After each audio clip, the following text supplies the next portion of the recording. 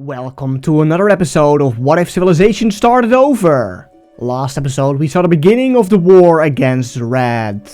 A large conflict where multiple countries are involved with. Such as of course Dark Magenta, where the actual fighting is taking place at the moment. But don't forget Dark Yellow with the other dark countries such as Dark Orange and Dark Green, who are both supplying Dark Yellow in this war. But of course, Dark Blue and Purple are also providing resources for this war. But do not forget, of course, Lime. But that's not the only thing that happened last episode, as Brown, their core territory in Britain, is now an independent country, Cream. And also, inside Gold, a civil war is starting, as the people, especially in the east, are experiencing poverty and just not the equality they want to have, that they do deserve. And somebody far away took their attention. Now after settling in this front, right where Red is, the Dark Yellows and the other two countries know how to go further up north. They also have spoken with the leader of Baby Blue to join their side instead of Red's side, because they also got that offer. But Baby Blue and also these other two countries do decline this offer to not involve in this large conflict. So Yellow opens the front fully inside Red, leaving no border untouched. And here in this small area they are able to get so much more land next to Baby Blue. Red is just not focusing here at all anymore, just focusing on Dark Magenta, and now that they know that Lime is involved, they feel the anger to focus up north. But there is still a wall of troops waiting right here at these three settlements. But right here in the Sahara it's quite not looked after, and if one of these three countries still want to enter this war, it's just a land grab, as Red just claimed it and never really developed it, other than maybe a few villages here or there. The Reds were close on capturing the capital of Dark Magenta, but they are very successful to have a counterattack yet again inside the core territory of Dark Magenta, getting closer and closer to this settlement. They even open up a little front right here to fight back some troops to the south. But the troops are quickly getting in yet again and are overthrowing the Reds very far this time around.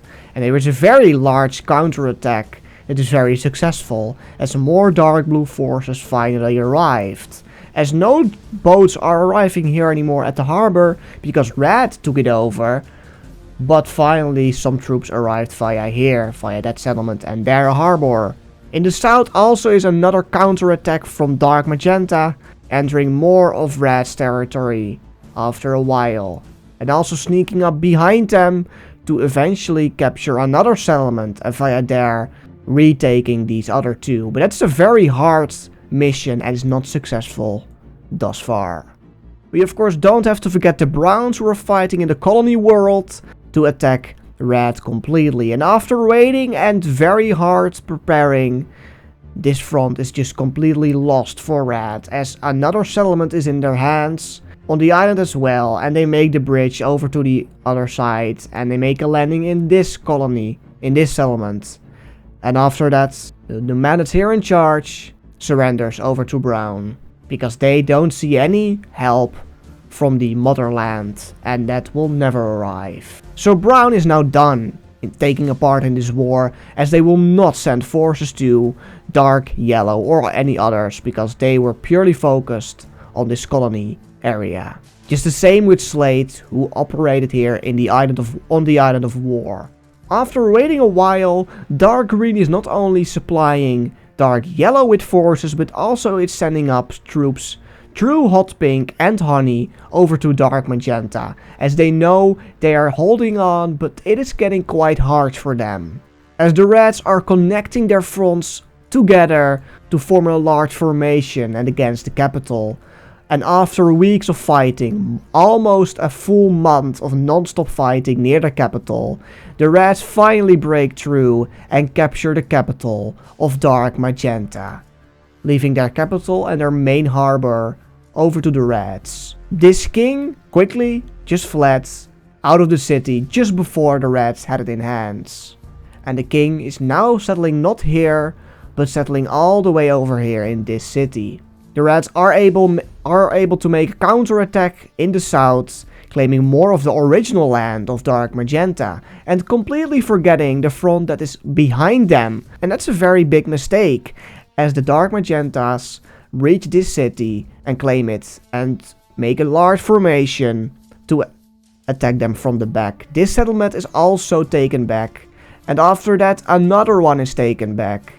This front is completely eradicated, and now the Dark Magentas are entering from everywhere inside the occupied area. Red knows this, but completely just wanted the capital in hands. They even enlarged their front to the outskirts to really make it secure. And they are now holding on right here with a very large amount of troops. And they know there are a lot of troops dying right here. But that's just because they had to get through there to the capital to open up this front so that the capital was vulnerable. We are jumping to gold to see this civil war happening. This settlement declared war against their own government, against their own king. It is pretty far away, and no troops are clearly nearby and are still very confused if they ever should attack their own people. But this rebel group is surely very clear that this province is completely in their hands. They rule over it, as well as these islands here of Estonia. They quickly win over these two provinces of the south, making it clear that the southeast of gold is getting very unstable. And after that, many provinces are following. This one, this province, the province near dark pink, the one above, and half of this province. These three other areas are still unsure what to do. Should they really turn against their own government, their own king? And maybe if they lose, they would get punished? They don't know yet. The King of Gold is unsure what to do. Should he really open up the war against his own people? But he is stubborn. We know that. That's because these people are breaking away and starting a whole rebellion, a civil war. So he declares war on his own people.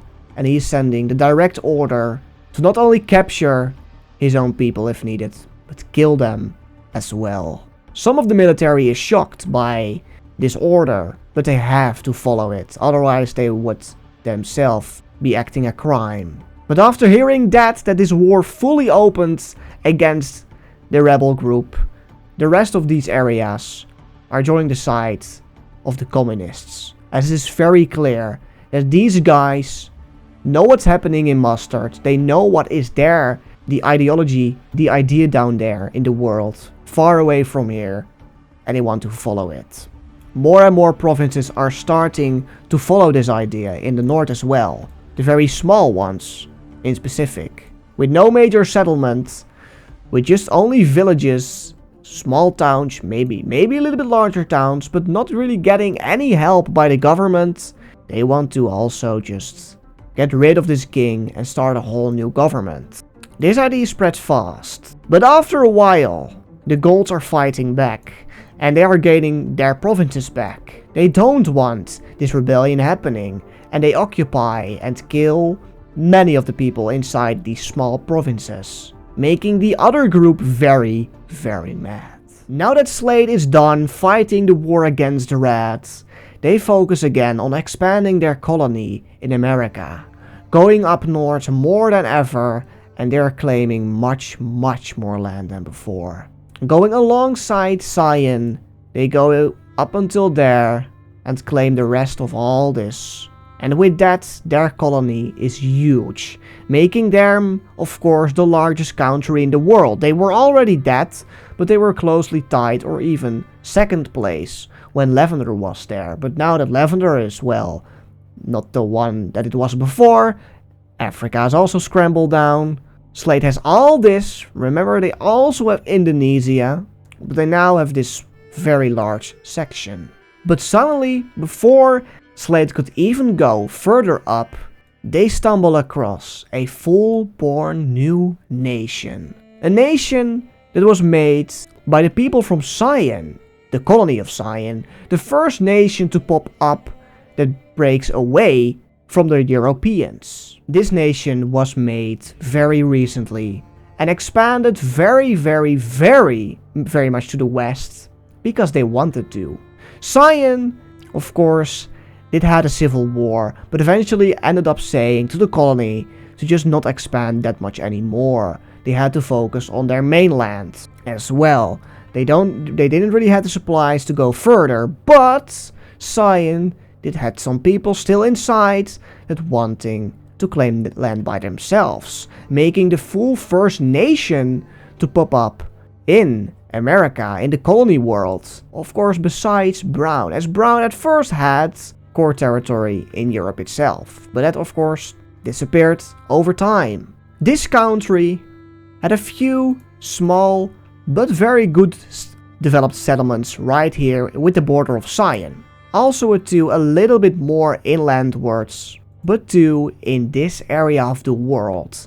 The very first country, new country, to settle up to the Pacific Ocean on this side of the world. Not counting, of course, Slate, who dominates that coast so massively. Of course, Mint has very easy access to it, but that doesn't really count. And their capital city is right here. Weirdly enough though, they didn't make a king their leader, but a governor. They did make a capital where this governor should lead and every other governor, but no king was elected, no throne, no royal bloodline was elected to be in the seat of this ruling system. Why though? Well, this governor led this operation to this sea. They knew they sort of existed because they had heard that Slate, well, if Slate is here, how could they? Well, if they had crossed a different ocean. And of course people really knew that the Earth was round, but now many more people started to actually believe this. This man opened up to say, I don't want to make a family who's gonna rule this place after one dies and so on and so forth, making him saying that this governor idea that Lavender made up, or at least that area of the world, is maybe stable for here now as well. But now that Slate got up to this border, they claim the rest up until that point. They don't cross the ocean or go around. They don't want to be enemies. They don't want to be enemies with a country they don't know they existed. Slate really sort of assumes this country is far older than it actually is. But in the colony world, we haven't really seen new settlements popping up, so let's update the map.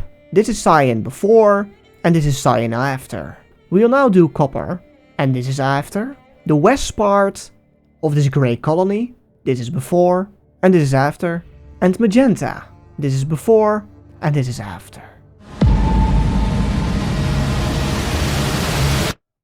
Jumping back to the War of Red, the dark yellows together with dark orange and dark green are making a very successful operation, heading towards the first settlement that is making a barrier for the Trumps heading up north. They could go far around, they know they can, but it's just a far more dangerous job as this is so barren wasteland. They don't want to, well, make their people die because of thirst or hunger or anything like that. Sticking to the coast is far more reliable. But by entering this area and they were able to get this first settlement, they now see the counterattack Red makes and circles this settlement in and taking it back. And now this front is seeing what Red is holding up here. There are very many troops over here.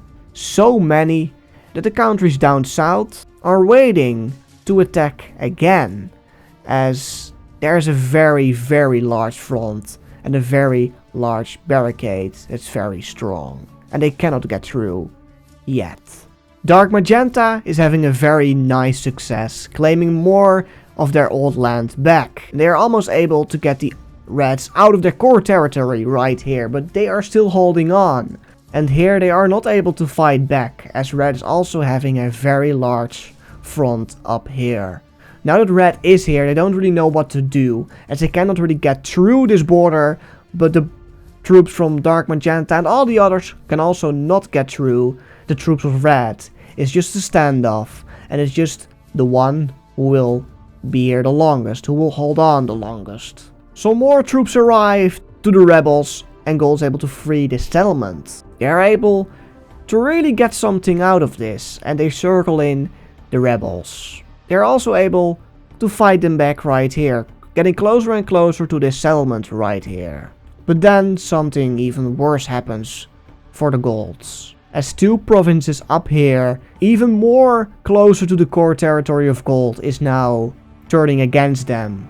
The richest cities, like these all in the south, and all these in the west, and of course the capital city, are scared by this. What is happening?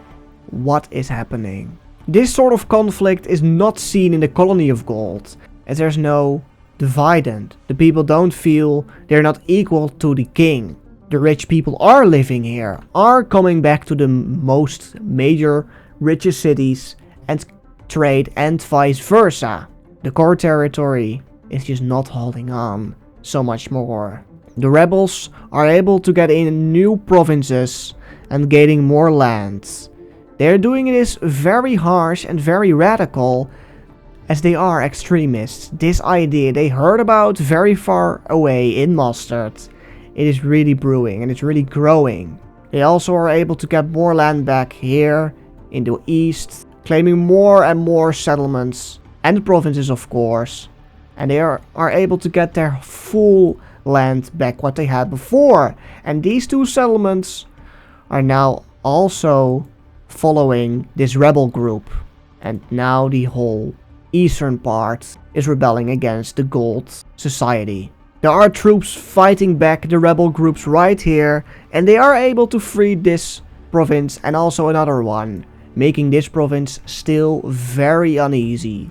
There are now boats flowing over to this rebel group to just feed more men to fight against this army of Gold itself. Now back with the war against Red, we see a very large counterattack of Dark Magenta.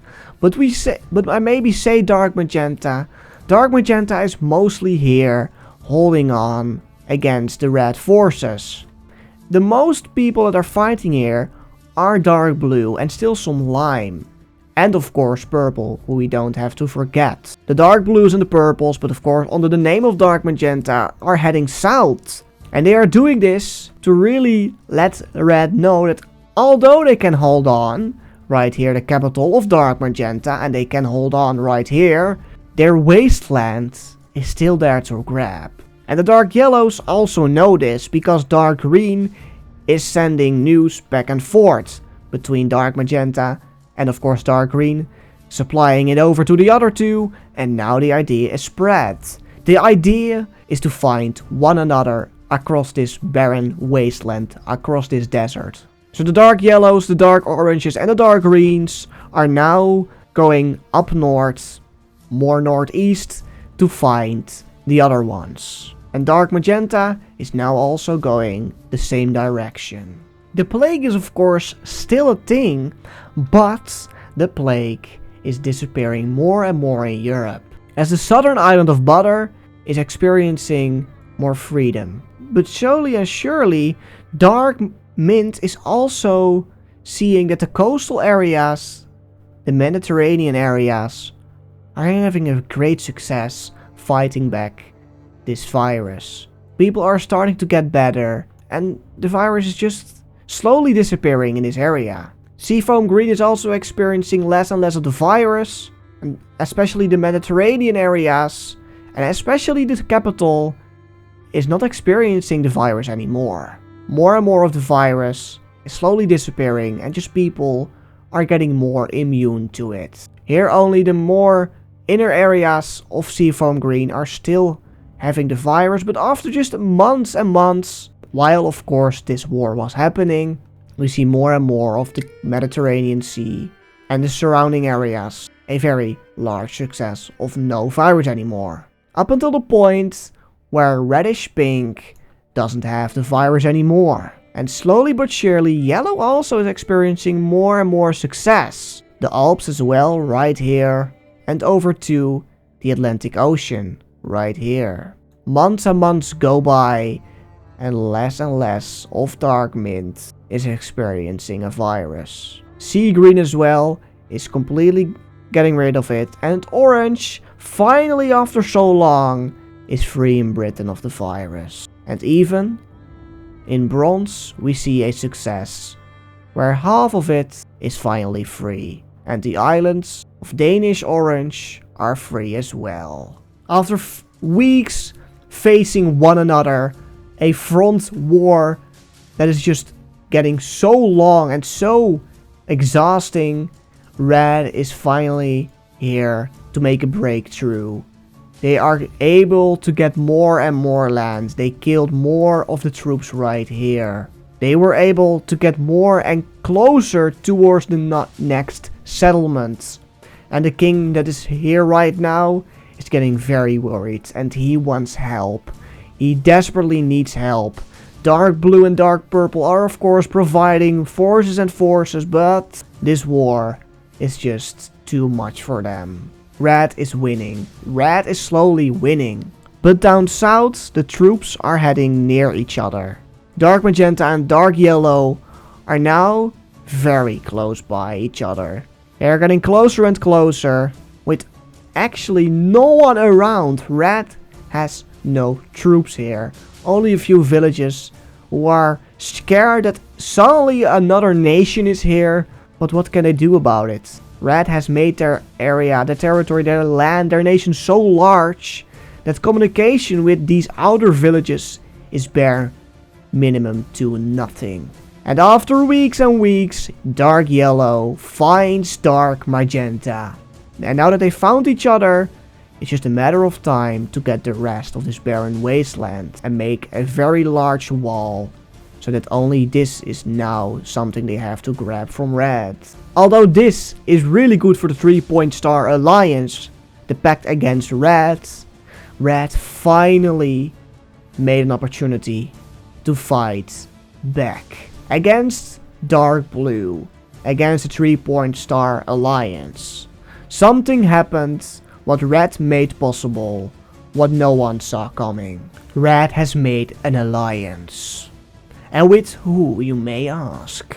Now that the Shield Pact has been abandoned for years because of the plague, but the plague is slowly disappearing, so more and more countries, especially Orange, is now able to get a more open eye for this alliance. With Lavender is no threat anymore, so some countries have left this alliance a while ago. Pastel Orange, for example, Neon Lime, even Dark Pink. But the last country that left this alliance, making this alliance very weak, is Rosewood. And Rosewood had another idea.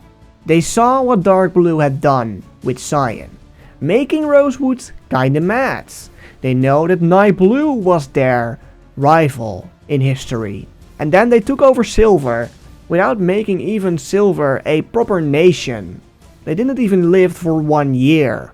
Dark Blue has some successes against Lavender, because Dark Blue was here so many years ago. Rosewood doesn't see Red as a very large threat. Rosewood knows what Dark Blue is doing with the alliance they made against Red. Because if Red is gone, well, Blue can rule over many places again. And Rosewood doesn't like that idea. So they join an alliance with Red against the 3-point star alliance. And this war turned upside down, as Dark Blue did not expect this at all. The conflict was kilometers away, very far away, but now it is right there, in front of their nose. Because Rosewood opened the war against Dark Blue, but of course not only that, they opened the war against the 3-point star alliance. And with that, Red sees a very large opportunity to gain another settlement in this war. The Dark Magentas are scared, and many of the troops that were here are now stationed against the border of Rosewood, expecting an attack from there. But Rosewood doesn't do that yet. Their focus is purely lying right here, where conflict has been many years ago again. It is just that Rosewood doesn't allow something, and that is that Dark Blue cannot be large. That Dark Blue cannot be an empire that it was so long ago. And Purple, of course, is drawn into another war yet again, and they question what Rosewood did. Dark Blue wasn't really an aggressor. They only had so much land, yes they did, but Cyan played genocide against the religion that Blue founded, the Dark Blue founded. Dark Blue ended Night Blue as well. Night Blue was an aggressor and not Dark Blue.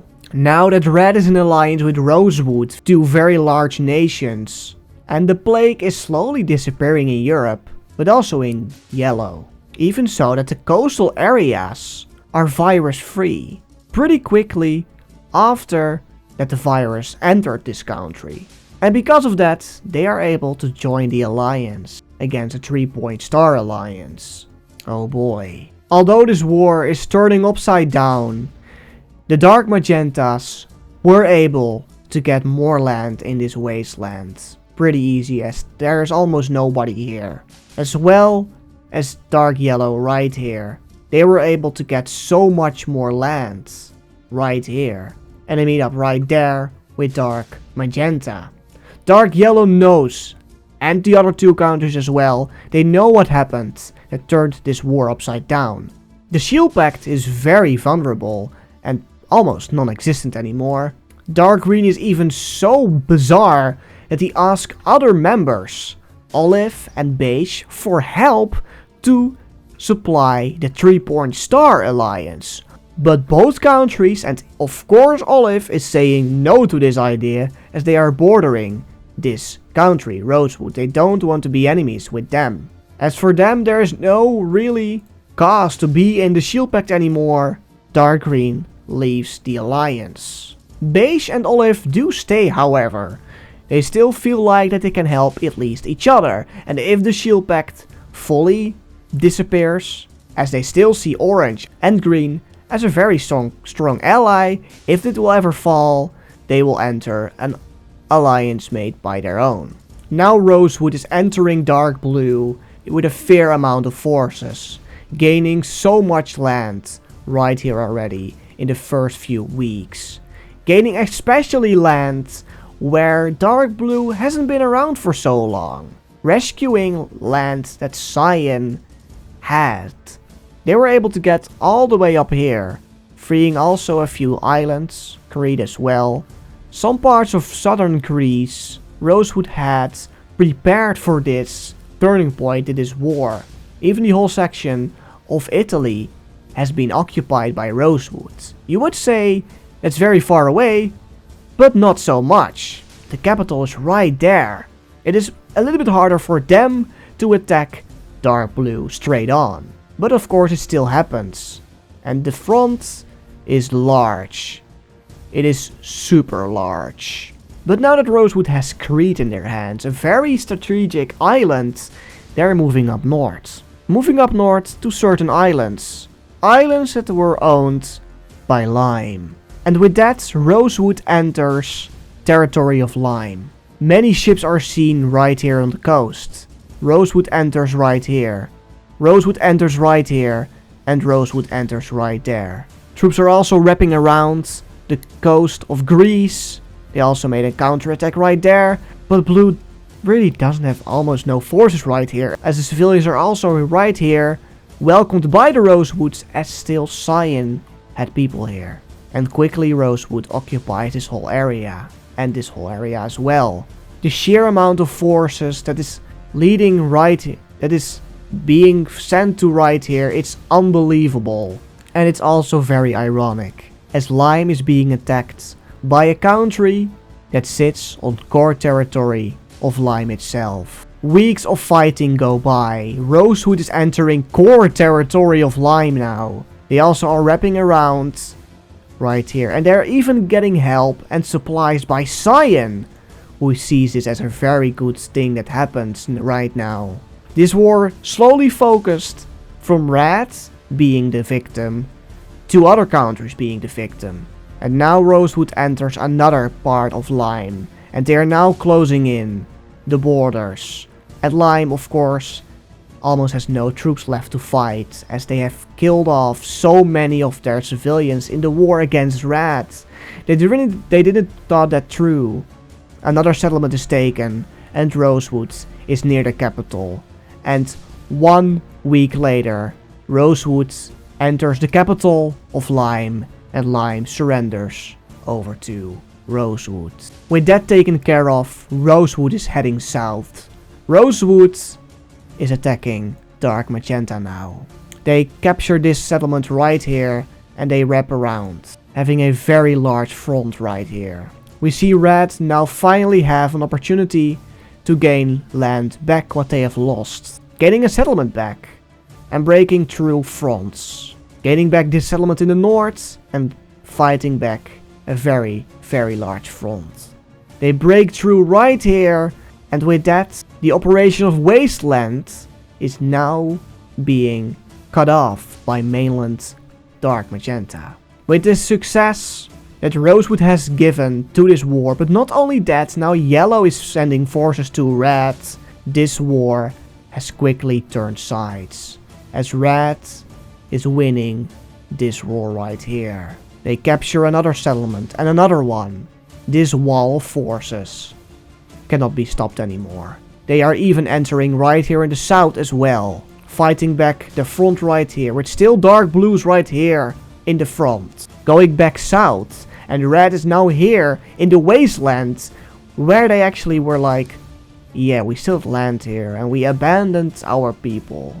The troops aren't not arriving yet as of now at Dark Yellow, but a few parts are taken back, pure because of the adrenaline Red has, now knowing this war has been won. So they think. With Lavender gone, Rosewood is a very large country in the world. But not only that, they are also very strong. Slade is just a little bit stronger than them, and that's very interesting, as Dark Blue still knows that Slade is in their alliance. With that information they still have, a very important person goes to the Island of War, where Slade is now operating, and they ask to get help from Slade by saying, help us, we are getting attacked by Rosewood, a very strong country in the world. Red is winning the war. And with that, Slade says, I got what I wanted, leave me alone, and with that I leave the war. Dark Blue is shocked. They had a very valuable ally in their alliance, but they left. This ask for another attack by another country goes that far that Dark Yellow with Dark Orange and Dark Green all are going to Brown, asking for another attack on Red. But Dark Brown says no, we have the colony we wanted, leave us alone. And with that loss, Dark Blue knows what's going to happen next. They are next on the list of Rosewood, on the list of Red. Dark Orange is the first to go out of this war, of these three. Dark Green and Dark Yellow are still holding on. They believe that they can still win something in this war. And then the two great allies, the two great friends, Dark Blue and Purple, the two kings, are coming together in this settlement right there. Right when Dark Blue is getting attacked by Rosewood.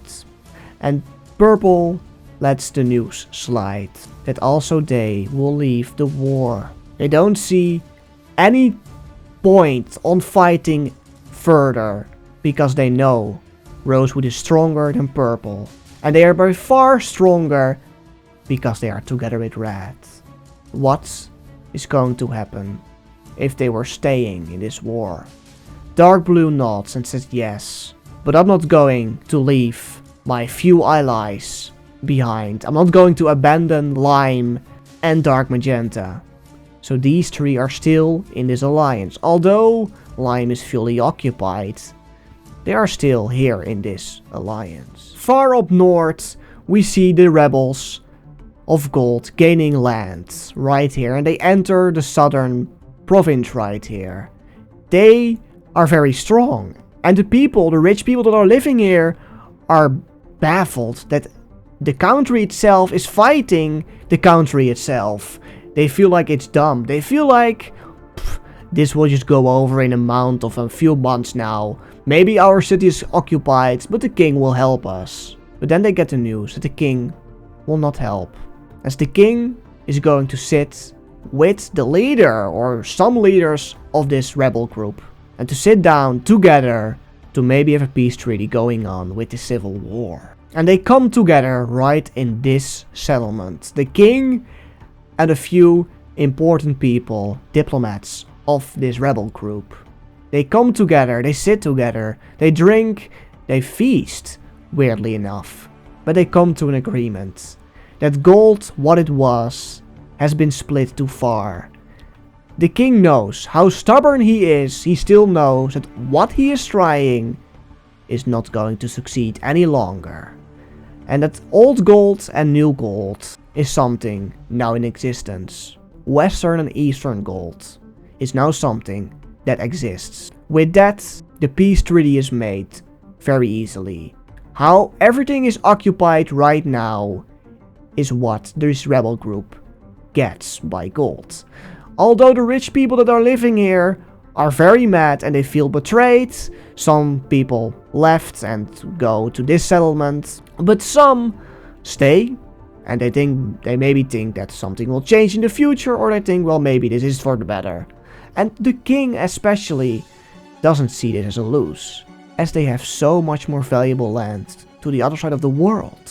A couple of days later, a capital city has been chosen, right here, the one where it all started. And a leader is taking its place, the man that started this rebellion, that heard about the communists in Mustard. And making this country the first country in Europe to be a communism country.